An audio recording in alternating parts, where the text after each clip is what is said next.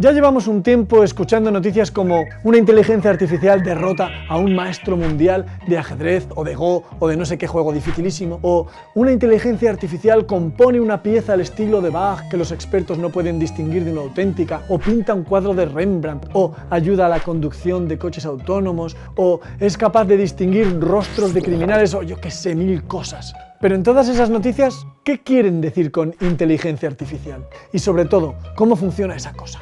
Efectivamente, este es un tema largo, complicado y con muchísimas caras, pero hoy vamos a dar algunas pinceladas.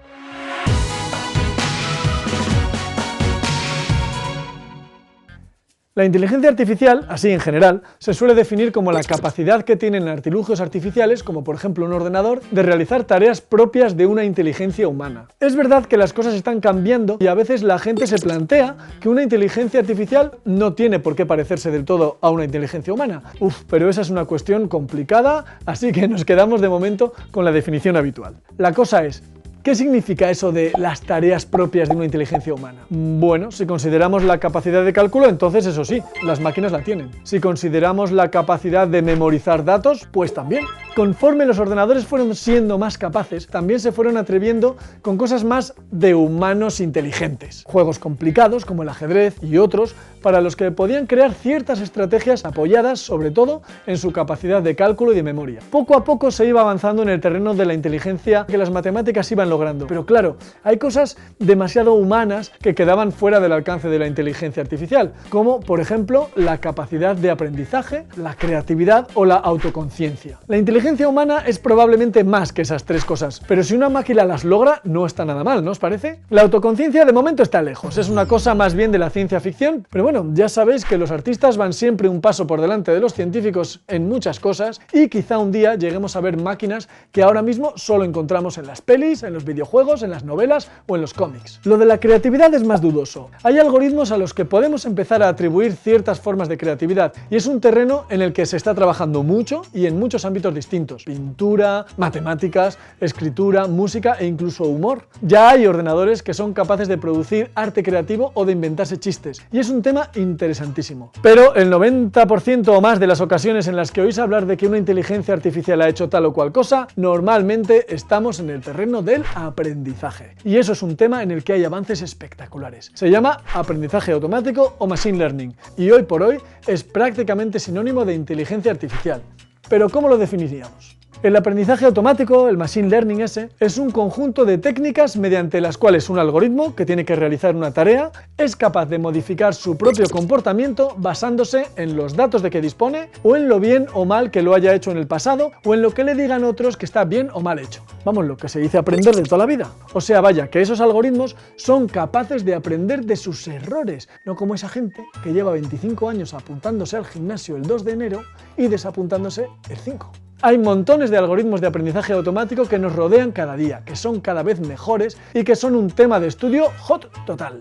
Para empezar, hay varios tipos. Hay unos que se llaman de aprendizaje supervisado. Se les envían un montón de datos que se llaman etiquetados, o sea, para los que se sabe la solución al problema que se les plantea, y a medida que van procesando esos datos van aprendiendo. A este proceso se le llama entrenamiento. Un ejemplo típico de estos, más típico no puede ser, es un algoritmo al que entrenamos para que sepa distinguir una foto mía de una foto de cualquier otra persona. Le paso miles o 1 millón de fotos, las que sea, de las cuales en unos cuantos cientos de miles estoy yo y en otras no. Y le digo en cuáles sí estoy y en cuáles no estoy. El algoritmo se entrena con esas fotos y luego cuando le llega una foto nueva, pues con lo que ha aprendido ya sabe si salgo en esa foto o no. Estos algoritmos de aprendizaje supervisado se usan muchísimo. Y lo que necesitan son datos, millones de datos etiquetados. Y tú les estás ayudando, quizás sin saberlo. ¿Sabes esos captcha para entrar en algunas webs que te dicen que marques fotos en las que salen semáforos, o coches, o peatones, o señales, o autobuses? Pues estás etiquetando fotos que luego servirán para entrenar un algoritmo que reconozca esas cosas en imágenes y que a lo mejor en un tiempo está instalado en un coche autónomo. O sea que haciendo bien lo de las fotos esas, estás enseñando a conducir a los coches del futuro. ¿Cómo que te quedas? Los problemas que resuelven estos algoritmos son súper variados.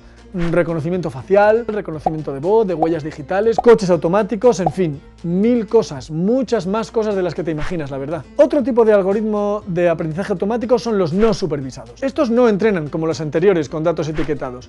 Estos se usan, por ejemplo, para agrupar datos que son parecidos entre sí. Imagínate, por ejemplo, si el algoritmo agrupara a gente que tiene los mismos gustos musicales o de ropa, se podrían utilizar en publicidad. Aunque este no es su único uso. Hay algoritmos muy variados. Estos lo que hacen es definir una distancia entre datos, por ejemplo, entre tu historial de escuchas en Spotify y el mío. Comparan nuestros gustos y así nos ofrecen canciones parecidas después. Se usan mucho también en aplicaciones científicas, como en genómica, por ejemplo.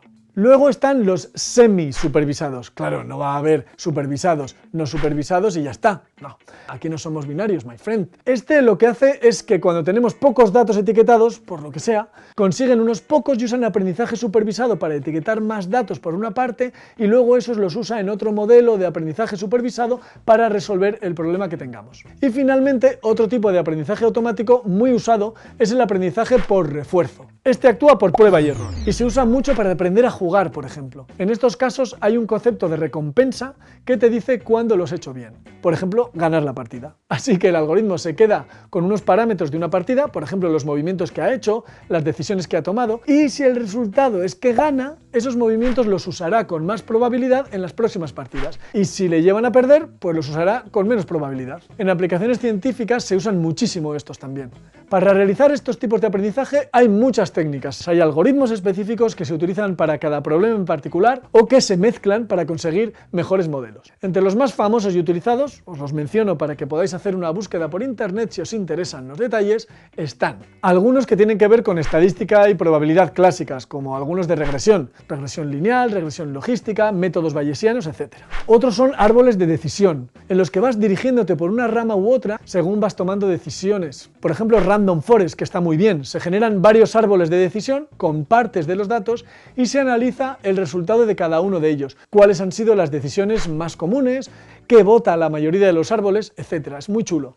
KNN es muy usado, significa K Nearest Neighbors, y sirve, por ejemplo, para clasificar, haciéndolo para cada dato en base a la clasificación de sus vecinos más próximos. Para ello hay que definir bien qué significa que dos datos sean cercanos. Pero bueno, hay muchos otros, Support Vector Machine, todos los de Gradient Boosting, etc. Hay muchos algoritmos. Y quizá la técnica más potente de todas son las redes neuronales, que consisten en muchas pequeñas funciones matemáticas, cada una de ellas llamada neurona o celda, que se combinan entre sí, se coordinan, se pasan resultados unas a otras, formando una red. Cuando estas redes son grandes y con muchas capas, se llaman redes profundas y dan nombre a toda una rama del aprendizaje automático que se llama aprendizaje profundo o deep learning, que normalmente es aprendizaje supervisado, ahora ya sabéis lo que es, usando redes profundas para entrenar al modelo.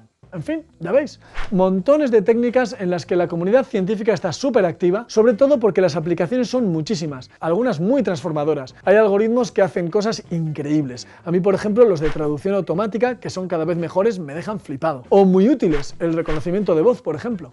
Pero que también pueden cometer errores si no están bien diseñadas o incluso hacer cosas no tan buenas si no tenemos un poco de cuidado y sobre todo si no sabemos al menos algo de cómo funcionan. Están por todas partes, así que os animo a seguir conociendo la inteligencia artificial y los algoritmos que hay detrás y sobre todo las matemáticas que les otorgan su poder.